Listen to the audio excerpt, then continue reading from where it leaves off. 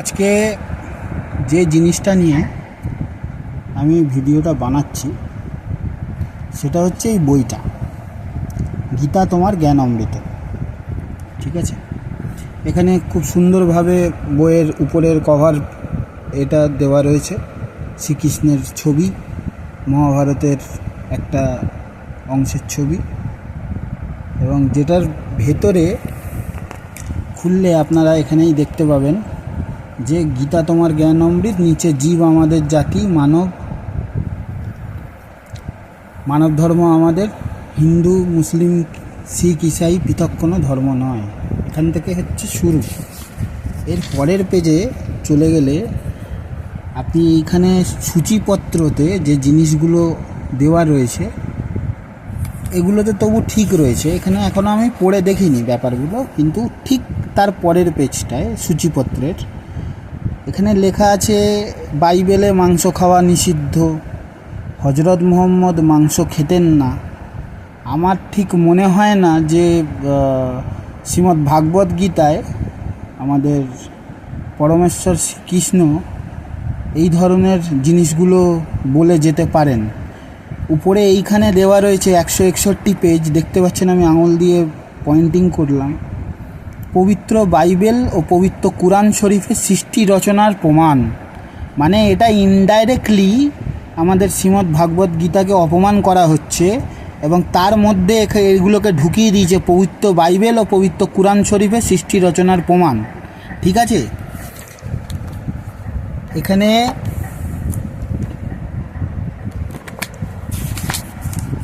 আপনার লেখক হচ্ছে তত্ত্বদর্শী সন্তু রামপালজি মহারাজ।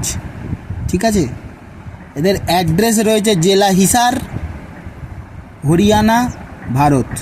ঠিক আছে, আমি জানি না এরা কি ধরনের মানে মহারাজ, এরা অ্যাকচুয়ালি সনাতন ধর্মর প্রচার করছে নাকি এরা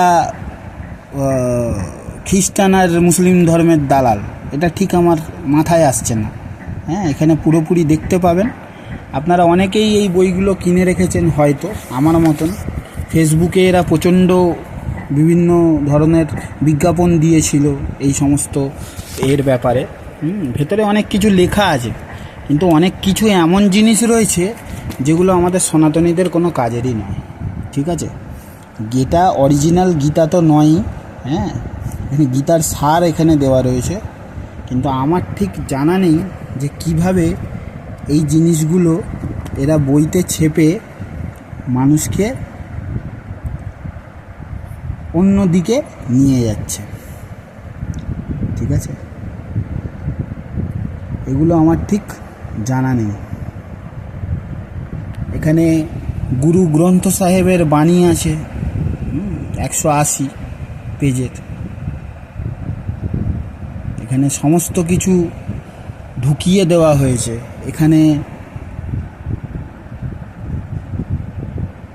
এখানে কবিরের মুহাম্মদ সাহেবকে উল্লেখ করে যে জিনিসগুলো লিখে দিয়ে গেছে, আল্লাহর সব বিভিন্ন কুরআন শরীফের আয়াতের নাম্বার দিয়ে এখানে লেখা রয়েছে, এখানে উল্লেখ করা রয়েছে। আপনাদেরকে আমি রিকোয়েস্ট করব, কোনো রকমভাবে বিভ্রান্ত হবেন না। এই বইটি যাদের কাছে রয়েছে চেষ্টা করবেন এটাকে অ্যাভয়েড করতে, বাচ্চা কাচ্চাদেরকে না পড়াতে। যাদের কাছে রয়েছে তারা একটু খুলে দেখবেন, আপনারা বুঝতে পারবেন কিভাবে যারা আমাদের মধ্যে অনেকেই আছি যারা গীতা আমরা পড়িনি, কিভাবে এইটাকে বিভ্রান্ত করার চেষ্টা চলছে। এবং এটা ভারতের ভেতরেই হরিয়ানার একটা জায়গা থেকে এটা পাবলিশিং হয়েছে, এবং ফ্রিতে, এটা বিনামূল্যে কোনো দাম না নিয়ে এটাকে চারিদিকে ছড়ানো হয়েছে। পেছনের পেজে রয়েছে এখানে গীতার সার। কিছুদিন আগে এক অল্প বয়সী একটা ছেলে, আমাদের ভাই, একটা ভিডিও পোস্ট করেছিল, গিয়েছিল কোনো একটা মধ্যপ্রদেশে না কোথাও গিয়েছিল, ওখানে গিয়ে দেখছিল এই বইগুলো বিক্রি হচ্ছে। ওটাই ডিরেক্টলি ধরে চেস করে, ওখানে লোকজনের সাথে ধস্তাধস্তি হয়, হাতাহাতি হয়। ব্যাপারটা ও প্রথমে নজরে নিয়ে আসে। আমি এই বইটা দুখানা নিয়েছিলাম, একটা আমার ঘরে রয়েছে, একটা একজনকে দিয়েছি পড়ার জন্য। তাকেও আমি বারণ করে দিয়েছি পড়তে না। এবং আপনাদেরকেও অনুরোধ করব, যতটা সম্ভব আপনারা এই সমস্ত জিনিস থেকে দূরে থাকুন।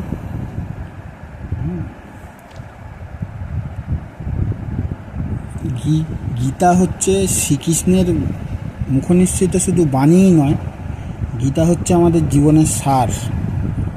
প্রত্যেকটা সনাতনী ভাই বোনেদের, বাচ্চা বড় সবাইয়ের উচিত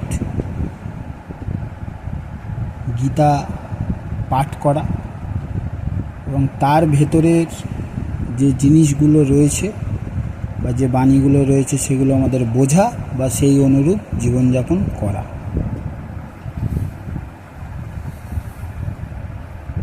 ধর্ম আমাদের, রক্ষাও আমাদেরকেই করতে হবে। ধন্যবাদ, ভালো থাকবেন। এই ভিডিওটা যতটা পারবেন শেয়ার করবেন।